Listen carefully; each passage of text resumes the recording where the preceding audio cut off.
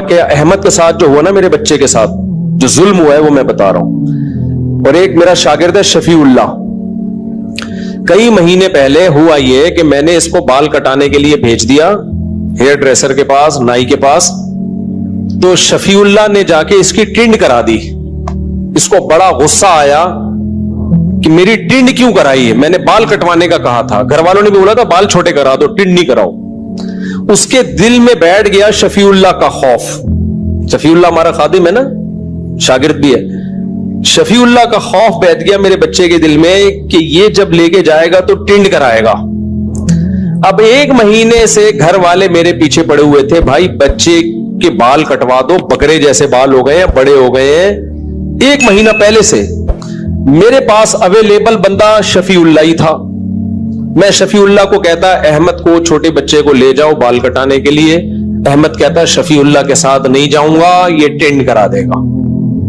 میں نے شفیع اللہ کو بولا بھائی اس کی ٹنڈ نہیں کرانی, بال چھوٹے کرانے ہیں. بچے نے بولا نہیں ابو میں نہیں جاؤں گا, یہ ٹنڈ کرا دے گا. 1 مہینہ اسی طرح پروگرام ڈیلے ہوتا رہا, یہاں تک کہ بقرعید سر پہ آ گئی. 2-3 دن رہ گئے بقرعید میں. گھر والوں نے کہا بھائی اس کو بھیج دو. میں نے کہا بھائی میرے پاس اویلیبل شفیع اللہ ہے, اور میں بیٹا اس کو سمجھا رہا ہوں کہ بال چھوٹے کرا دینا, وہ اتنا بے وقوف تھوڑی ہے. لیکن بچے کے نا لاشعور میں یہ بات بیٹھ گئی کہ شفیع اللہ کیا کرا دیتا ہے, ٹنڈ. میں شفیع اللہ کے ساتھ نہیں جاؤں گا, جو ہمارا گارڈ ہے نا شمس, اس کے ساتھ جاؤں گا.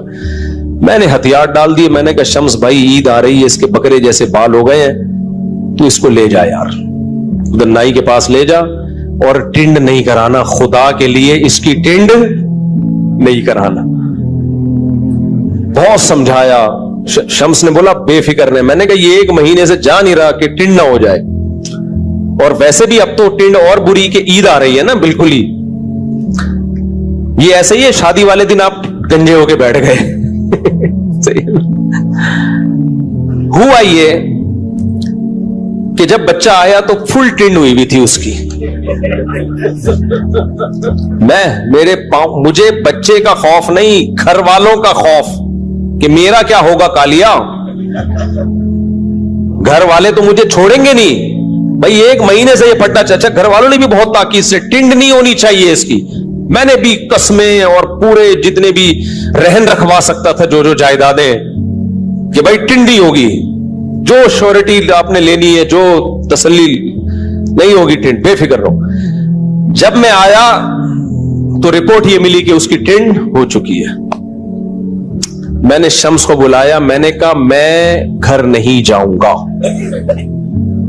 میں نے کہا یار 1 مہینے سے یہ جھگڑا گھر میں چل رہا ہے, ٹنڈ نہیں کرانی, ٹنڈ نہیں کرانی. بچہ بھی کہہ رہا ہے, بچے کی ماں نے بھی بولا ہوا ہے. میں نے کہا یا تو میری بھی ٹنڈ کرا دیں احتجاج میں. مجھے بڑا غصہ آیا شمس کے اوپر. یار تمہیں 100 دفعہ سمجھایا ہے.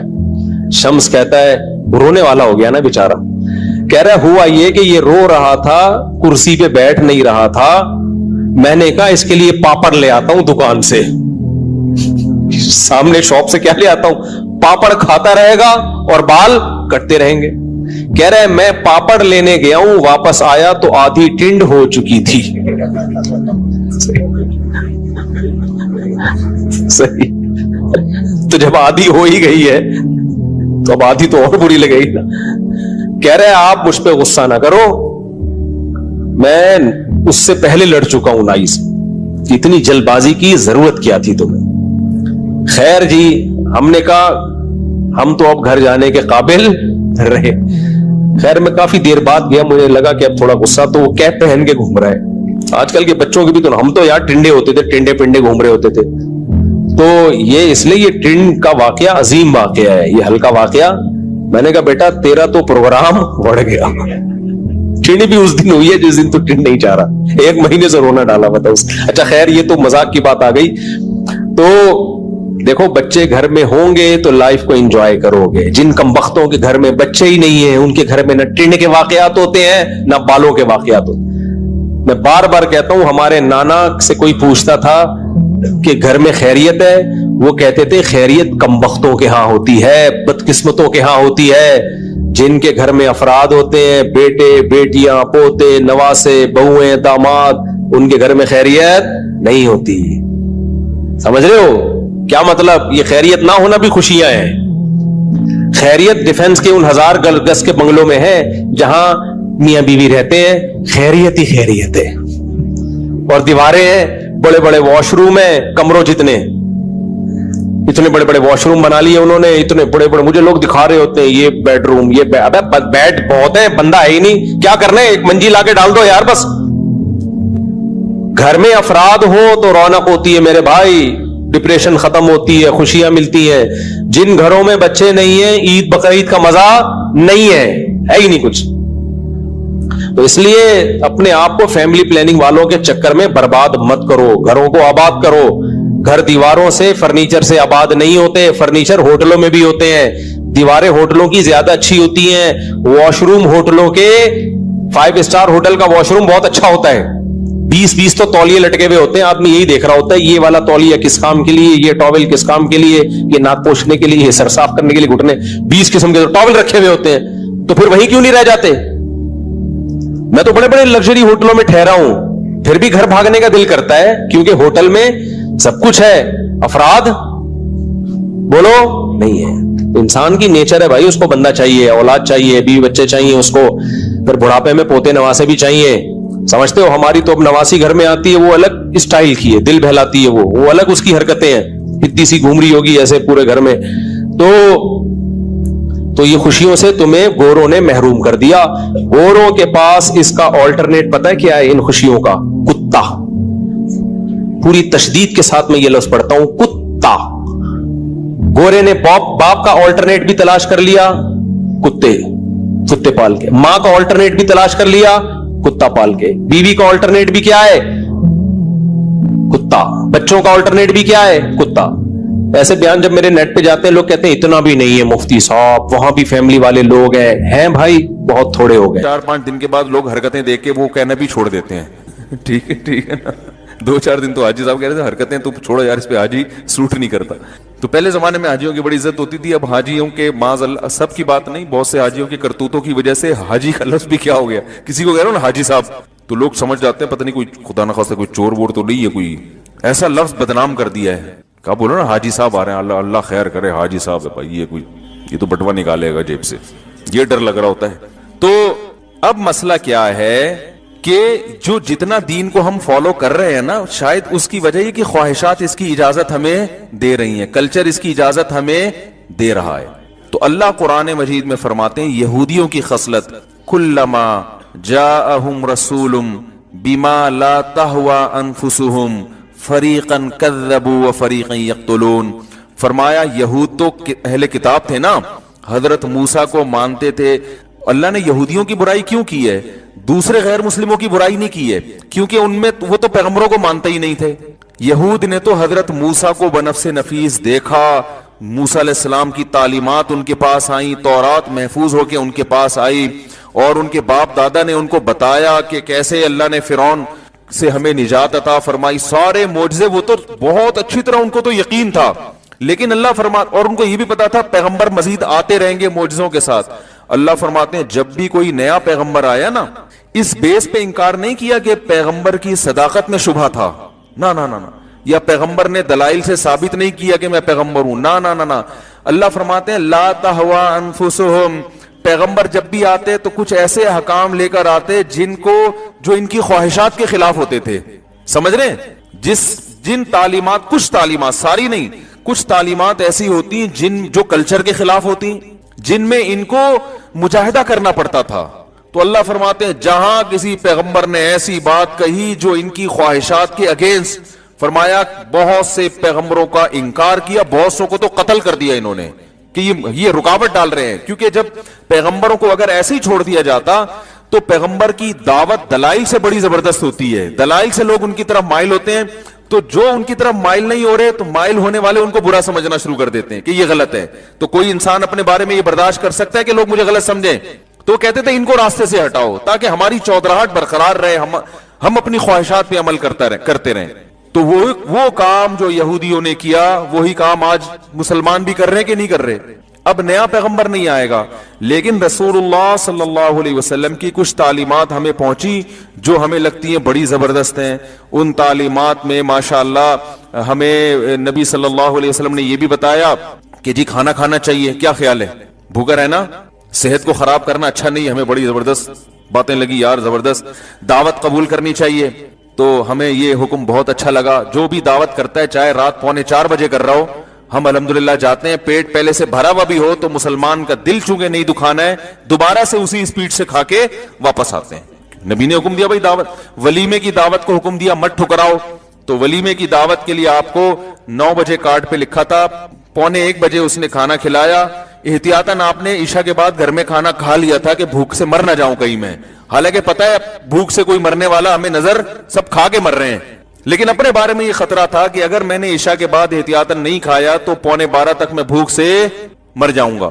تو پھر ہم مسلمان کا دل رکھنے کے لیے دوبارہ سے دعوت قبول کی. 11:15 بجے جا کے وہاں طبیعت سے پھوڑا.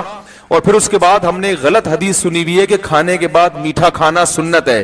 ویسے فرائض و واجبات بھی پورے نہیں ہو رہے، لیکن یہاں سنتوں کو بھی الحمدللہ طبیعت سے فوکس کیا جا رہا ہے. تو میٹھے کی جتنی قسمیں تھیں وہ ساری کھائی ہیں، کیونکہ میٹھا کھانا ہمارے خیال میں کیا ہے، ہوتا کہ نہیں ہوتا بھائی یہ تو کھاؤ نا، یہ تو سنت ہے. حالانکہ کوئی سنت نہیں ہے کھانے کے بعد میٹھا کھانا. کھانا کھانا ہی سنت نہیں ہے بھائی، نبی تو فاقے سے رہتے تھے.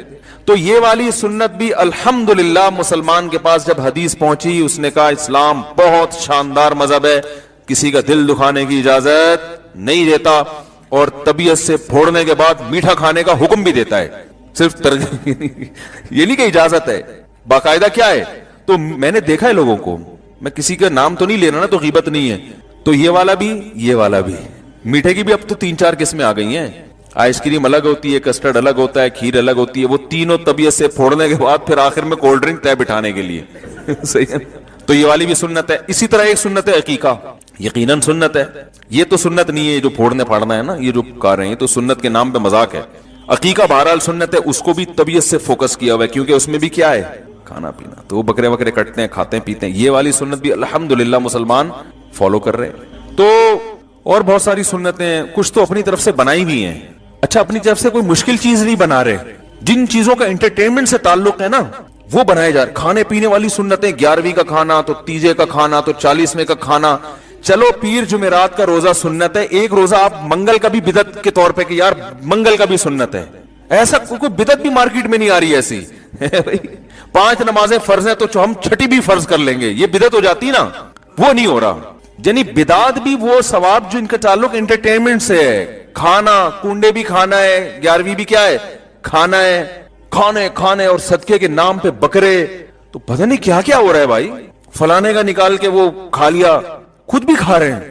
یعنی بچے کا صدقہ نکالا، کھا گئے، کچھ ابا کو کھلا دیا، کچھ ان کو کھلا دیا. تو اب ہم زندگی جب گزارتے ہیں بہت ساری سنتیں آتی ہیں. عید کے دن میٹھا پکانا سنت ہے، میٹھا کھانا. تو وہ طبیعت سے میٹھا ماشاءاللہ پھوڑا جاتا ہے. نبی تو عید کے دن 2 کھجوریں کھا لی صبح کہ بھئی چلو آج کھانا کھا لیں. وہ میں پابندی نہیں لگا رہا، پھوڑیں طبیعت سے پھوڑیں. آپ 4 دفعہ پھوڑیں بھائی، آپ نہیں اس کو ہضم کرنا ہے، پھوڑ تو آپ نہیں کرنا ہے. لیکن جہاں پھوڑنے پھاڑنے کی بات آتی ہے، صحیح ہے، وہ بہت بہترین سنت. وہ اکثر میں ایک واقعہ بیان کرتا ہوں، وہ کئی لوگوں نے سن چکا ہے، لیکن اب دوبارہ سن لے تو کوئی حرج نہیں ہے اس میں. لوگ پھر بور ہوتے ہیں کہ یار ایک لطیفہ آپ 25 دفعہ سنا چکے ہو یار، تو کوئی پیسے تھوڑی لگ رہے ہیں، ٹیکس تھوڑی لگ رہا ہے. وہ ایک آدمی سے کسی نے پوچھا تو قرآن میں بہت سارے احکام ہیں، تمہیں کون سا حکم سب سے زبردست لگتا ہے؟ اس نے کہا قربان جاؤں، قرآن کے آرڈر تو بہت ہیں، نماز پڑھو، جہاد کرو، زکوٰۃ دو، یہ کرو وہ کرو، ماں باپ کے سامنے اف نہ کرو. لیکن ایک حکم ہے جس کو میں نے طبیعت سے فوکس کیا ہوا ہے کہ سارے حکم کو توڑ دینا تو صحیح نہیں، ایک حکم تو پکڑو نا کم از کم. نے کہا کون سا والا؟ کہنے کلو وشربو، کھاؤ اور پیو، قرآن میں آتا ہے. اچھا قرآن میں اتنی دعائیں ہیں، اللہ جہاد میں ہمیں ثابت قدم رکھنا، صحیح ہے نا. اے اللہ ہمیں جو ہے وہ ہماری اولادوں کو آنکھوں کی ٹھنڈک بنا، ان کو نیک صالح بنا. اس طرح کی بہت ساری دعائیں ہیں. تو آپ کو کون سی دعا پسند ہے؟ اس نے کہا بہت پیاری دعائیں ہیں، قربان جاؤں قرآن کی دعاؤں پر ایک دعا بڑی ٹائٹ ہے، ربنا انزل علینا مائدۃ من السماء، اے اللہ آسمان سے ہمارے لیے دسترخوان اتار دے. تو ہمارا بھی یہی حال چل رہا ہے بھائی. تو رسول اللہ صلی اللہ علیہ وسلم جب بہت سارے احکام لے کر آئے تو آپ صلی اللہ علیہ وسلم کا کوئی حکم جب ہمیں ہماری چاہت کے خلاف لگتا ہے تو وہ پھر معاملہ کیا ہو جاتا ہے؟ خراب. اور یاد رکھو چاہتوں کی 2 قسمیں ہیں، ایک قسم تو ہوئے آپ کی نفسانی خواہش، جیسے بد نظری ہے، انسان کا دل نظر جھکانے کا چاہتا ہے، اٹھانے کا زیادہ چاہتا ہے. جب کسی حسین عورت کو دیکھتا ہے تو دل چاہتا ہے دیکھو، اسلام کیا کہتا ہے؟ نظر جھکاؤ. رمضان میں اسلام کہتا ہے روزہ رکھو، دل چاہتا ہے کھانا کھا لو. یہ وہ چیزیں جس میں کلچر آپ کی راہ میں رکاوٹ نہیں بن رہا، بلکہ یہ آپ کی اپنی اندر کی جو ڈیزائرز ہیں، اپنے اندر کی خواہشات ہیں، وہ رکاوٹ بن رہی ہیں.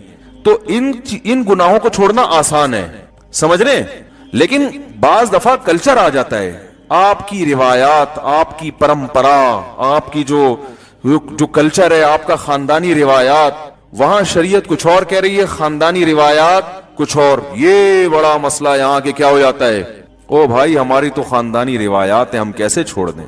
ایک صاحب کو کیا ہوا، ان کی بچی کی شادی ہو رہی تھی تو وہ بھر بھر کے جہیز دے بھی رہے تھے اور داماد طبیعت سے گھسیٹ بھی رہے تھے. تو ہم نے، وہ دیندار ماشاءاللہ داڑھی ان کی، ہم نے کہا بھائی چلو داماد بے دین ہوتا، اول تو بے دین آدمی کو بیٹی دے کیوں رہے ہو، لیکن چلو مجبوری ہے، بعض دفعہ دینی پڑتی ہے، کوئی رشتہ ڈھنگ کا مل نہیں رہا ہوتا تو آدمی کہتا ہے چلو اس میں ایک خرابی ہے دوسری اچھائی ہیں تو some thing is better than nothing. تو مجبوری میں کسی کو جہیز دینا پڑے تو سمجھ میں آتا ہے. وہ بھی دیندار ہے، آپ بھی دیندار ہو، تو آپس میں بیٹھ کے طے کر لو، نہ جہیز دیں گے نہ جہیز لیں گے. نبی نے تو کسی بیٹی کو جہیز نہیں دیا. تو یہ کیا ہے، یہ کون سا اسلام میں تو مرد پہ خرچہ ڈالا ہے نا. تو الٹا مجھے یوں کر کے غصے میں دیکھ لیں، کیا بات کر رہے ہو بھائی، اس دنیا میں ہو، خیریت تو ہے. ہم اس وقت بہت چھوٹے تھے نا، تو ہم نے کہا پتلی گلی سے نکلو. پھر وہ بارات بھی بڑے دبنگ طریقے، بارات بھی اسلام میں نہیں ہے، بارات کا کھانا ہے. نبی نے 4 بیٹیوں کی شادی کی ہے، کوئی ایک کھجور بھی کسی کو نہیں کھلایا. اپنی جتنی شادیاں کی ولیمے سب پہ کیے. تو مرد پہ کھانا ہے، عورت پہ کھانا بولو نا نہیں ہے. یہاں بھی میں کہتا ہوں بعض دفعہ لڑکی والے مجبور ہوتے ہیں، وہ سامنے دیندار نہیں ہوتے تو ان کو یہ بات سمجھانا مشکل ہے، تو مجبوراً بیٹی کا باپ بارات کرتا ہے، اس لیے کہ اگر بغیر بارات کے اور کھانے اور یہ اس کے بغیر بیٹی کو بھیج دیا تو بڑے تانے ملتے ہیں. تو مجبوری تو ایک الگ ہے. لیکن جب دونوں پارٹیز دیندار ہیں، دونوں شریعت کو سمجھتے ہیں، دونوں کے 4 مہینے بھی لگے ہوئے، بزرگوں سے اصلاحی تعلقات بھی ہیں، علماء کے بیانات بھی سنے ہوئے ہیں، تو بھائی آپس میں بیٹھ کے طے کر لو یار، نہ آپ بارات نہیں کرو، ہم نہیں تانے دیں گے آپ کی بیٹی کو. تانے جب دیں گے جب بارات کی، تو ہم کہیں گے یار باتیں بڑی کرتے اور دیکھو جو ہے نا ویسے بڑی شریعت اور اپنی بچی پہ اتنی بڑی بارات کر دی. اس پہ تانے مل سکتے ہیں کہ تمہارا باپ جو ہے نا باتیں کرنے میں ماسٹر ہے، ویسے پوری بارات اس نے کی ہے. تو تانے تو اس پہ دینے چاہیے نا کہ بھائی جب بارات اسلام میں نہیں ہے تو بہو کو تانے ملیں ساس کی طرف سے کہ تمہارے باپ نے پھر بارات کی کیوں، ویسے تو بڑی باتیں کرتا ہے وہ بھائی، لیکن تانے کس پہ مل رہے ہوتے ہیں کہ بارات کیوں نہیں کی. تو جب دونوں پارٹیاں دیندار ہیں تو بھائی مل بیٹھ کے طے کر لو بارات، بولو بھائی نہیں ہوگی. چند لوگ آئیں گے، خواتین آئیں گی، دلہن کو پک کر کے لے جائیں گی، ٹھیک ہے نا. پھر اگلے دن ولیمہ ہوگا جس کو بلانا ہے بلاؤ. لیکن آپ ذرا چھیڑ کے تو دیکھ لو، چھیڑ کے دیکھو آپ، ہم نے تو چھیڑا ہوا ہے نا، وہ ایک دم ایسے ایک دم کیا بات کر رہے ہو بھائی، کیا کر رہے ہو، تو ایسے لگتا ہے جیسے وہ اجنبی بن جاتے ہیں، پہچاننے سے انکار کر دیتے ہیں. کیا مریخ سے آئے ہو، کیا چاند سے آئے ہو، یعنی بزبان حال وہ یہ کہہ رہے ہوتے ہیں کہ تم اس زمین کے ہاتھ کیسی باتیں کر رہے ہو. او بھائی ہم صحیح باتیں کر رہے ہیں، آپ پاگل ہو گئے ہو، سمجھ رہے ہیں، آپ پاگل ہو گئے ہو. تو وہ میں نے شیخ الحدیث مولانا زکریا رحمۃ اللہ علیہ کا واقعہ سناتا ہوں. اپنی بیٹیوں کی شادی بڑے آرام سے کر دی، انہوں نے نکاح پڑھا دیا، چلو بھائی لے جاؤ. تو وہ لوگوں نے اتنی باتیں بنائی، انہوں نے باقاعدہ کتاب میں لکھا ہے، ایسے تماشے کیے لوگوں نے.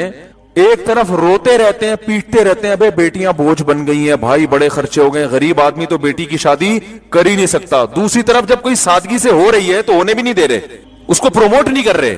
تو یہ تو کبھی کبھار سوچتا ہوں، میں نے تو کبھی نہیں سوچا کہ میں حاکم بنوں گا، لیکن خوابوں کے میں تو مزے لے سکتا ہے نا انسان. کبھی کبھار میں سوچتا ہوں کہ اگر میں وزیر اعظم بن گیا بھاری اکثریت کے ساتھ، ایسا وزیر اعظم نہیں کہ اس کی سنی نہ جا رہی ہو. آج کل وزیر اعظموں کی اس ٹائپ کی قسمیں آ رہی ہیں.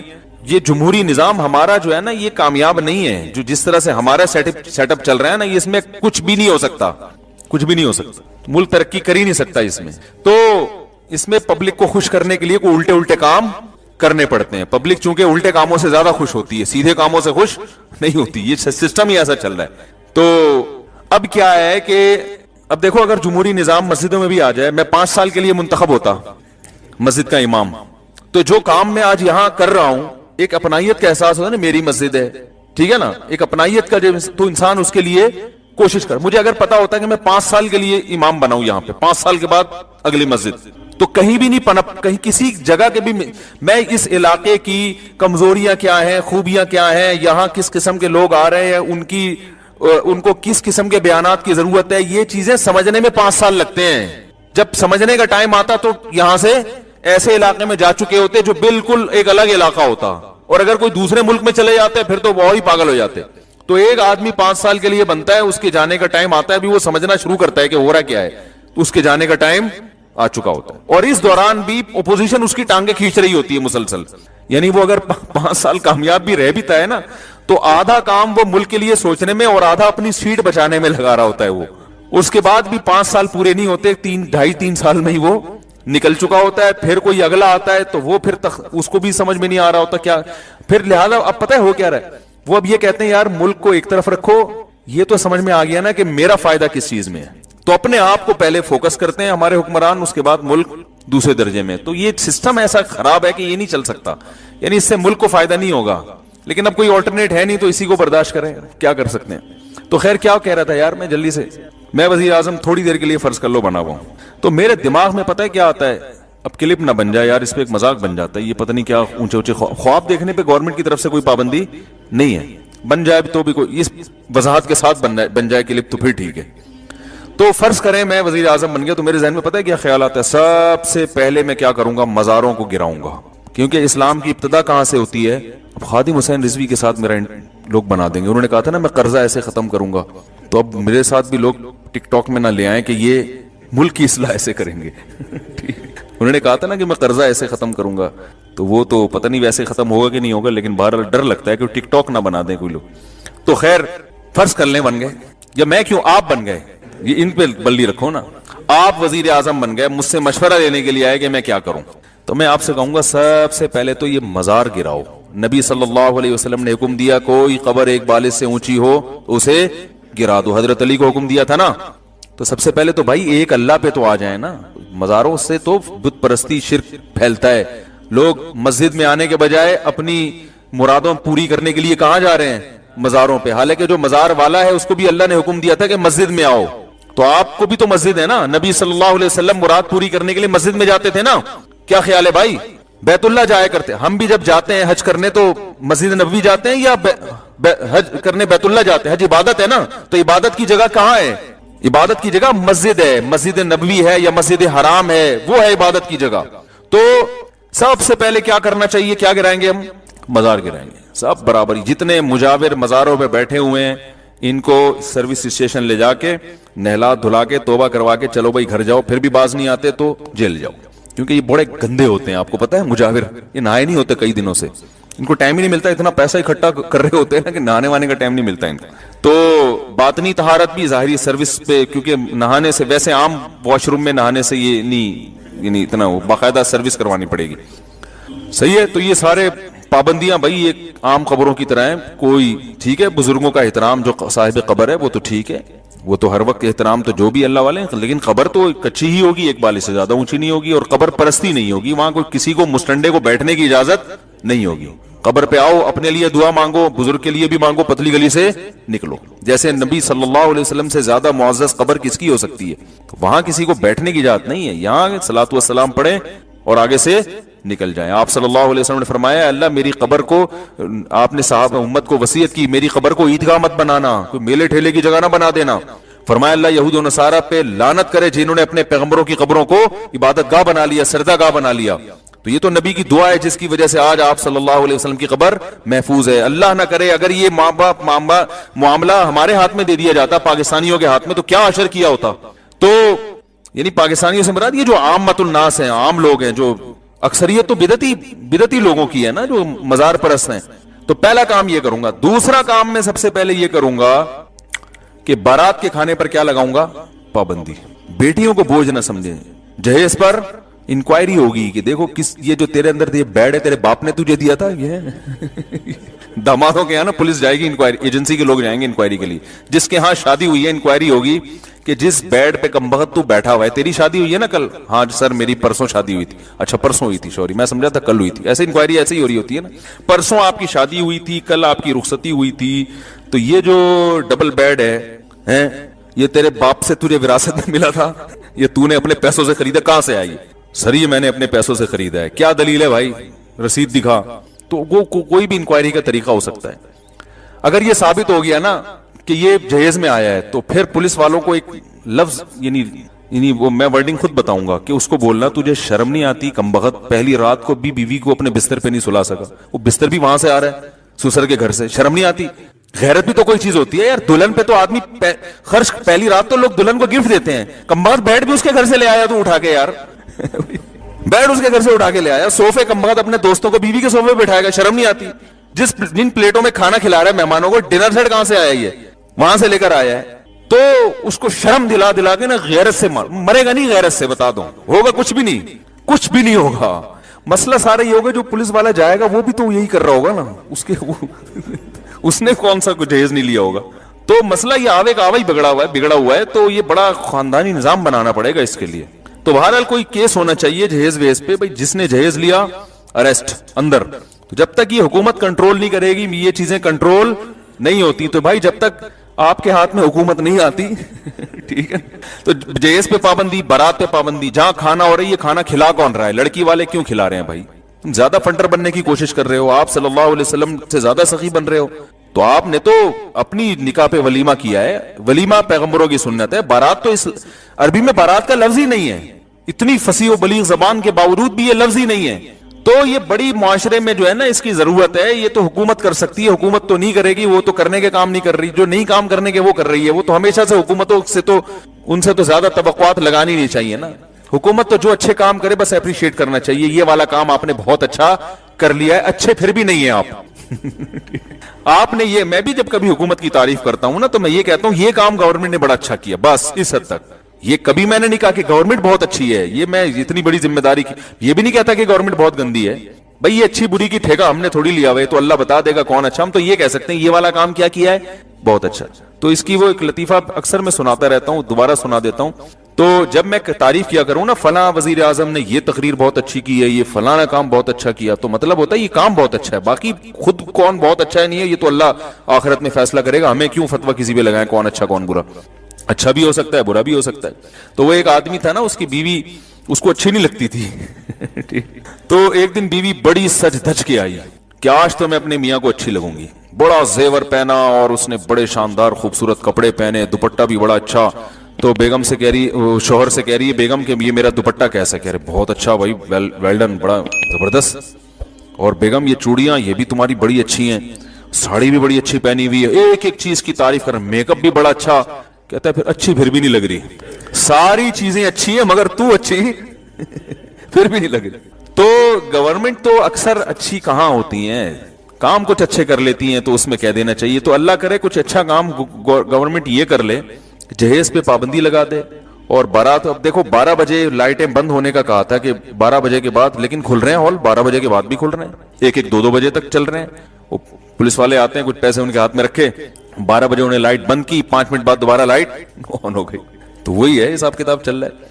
تو کہاں سے کہاں بات چلے گی، جلدی سے بات کو سمیٹ کے ختم کرتا ہوں۔